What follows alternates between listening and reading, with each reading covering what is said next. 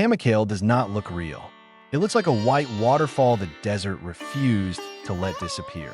A mountain of mineral terraces, shining above the valley as if snow had survived the heat of Anatolia.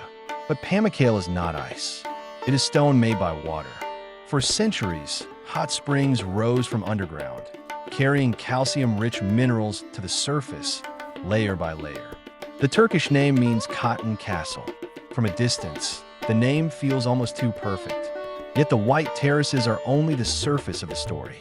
Above them stood Hierapolis, an ancient city shaped by water, healing, earthquakes, death, and belief. People did not come here only to admire beauty. They came because they believed the waters could restore the body.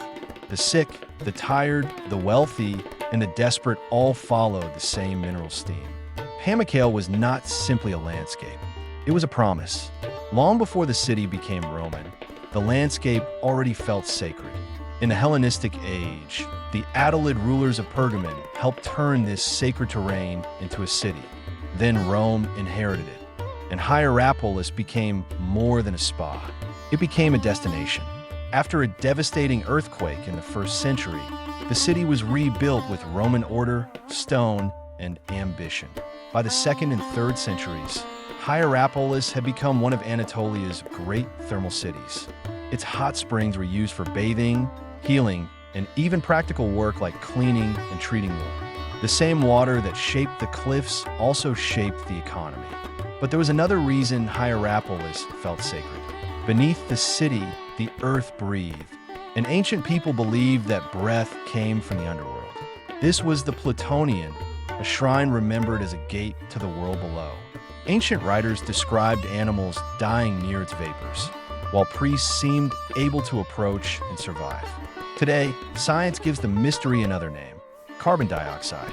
The gas was heavier than air, settling low to the ground, turning myth into a deadly natural phenomenon. What looked like magic was geology, but to ancient visitors, the explanation did not matter. They had seen death rise from the earth. Pamukkale had healing water on the surface and dangerous breath below. That contrast made the city unforgettable, a place where people came to be cured, and where priests stood near what many believed was the edge of Hades. And above it all, the white terraces kept growing drop by drop. The terraces were beautiful, but fragile. They were not carved by human hands. They were built by chemistry, temperature, time, and flow. Too much water in one place could disturb the formations. Too little, and the white surface could lose its brightness. Even a paradise made of stone has to be protected from being loved too much. But in antiquity, the attraction was not conservation. It was cure. Hierapolis became a city for those who hoped water could do what ordinary medicine could not. Some came to recover.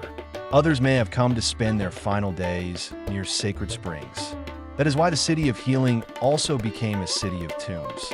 Its necropolis stretches for more than 2 kilometers, a stone record of people drawn to the waters.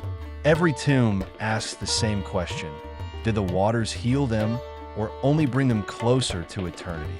Hierapolis also had a theater, and like everything here, it was built to impress. Its stone seats looked out not only onto performance, but onto a landscape shaped by gods, water, and earthquakes. Earthquakes wounded Hierapolis again and again, but the same restless earth that broke the city also created the waters that made it famous. Pamukkale is a place where destruction and beauty come from the same source. The Romans built baths. Christians built churches. Pilgrims kept coming. Christian tradition connected Hierapolis to St. Philip, and a great martyrium rose in his memory. The city changed religions, languages, rulers, and meanings, but the water kept flowing. Then earthquakes, shifting routes, and time slowly emptied the city. The terraces remained. The city became a ruin above them. Today, Pamukkale looks peaceful, but its beauty has always depended on balance.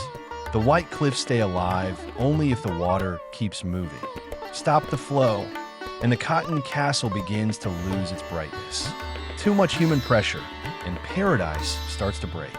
This is why parts of Pamukkale must be managed, rested, and protected. The miracle was not made in a day, and it can be damaged in one generation. That makes Pamukkale different from most ruins. The city is ancient stone. The terraces are still becoming, and that is why the place feels less like a monument than a living threshold. Between water and stone, healing and death, beauty and danger. At sunrise, the terraces look almost innocent. At noon, they become blinding, a white world carved by warm water. At dusk, the pools hold the sky like mirrors. And at night, Hierapolis becomes a city of shadows above a white ghost. The city is gone, but its questions remain. Who first believed these waters could heal? Who first saw the deadly vapor and called it the breath of the underworld? And how many came seeking life, only to leave their names among the tombs? Pamukkale does not answer. It reflects. It reflects sky, stone, myth, science, and the strange human hope that water can save us. The kings of Pergamon are gone. The Roman bathers are gone. The priests of the underworld are gone. The city that rose above the white cliffs has fallen into stone. But the water still moves. The terraces still grow.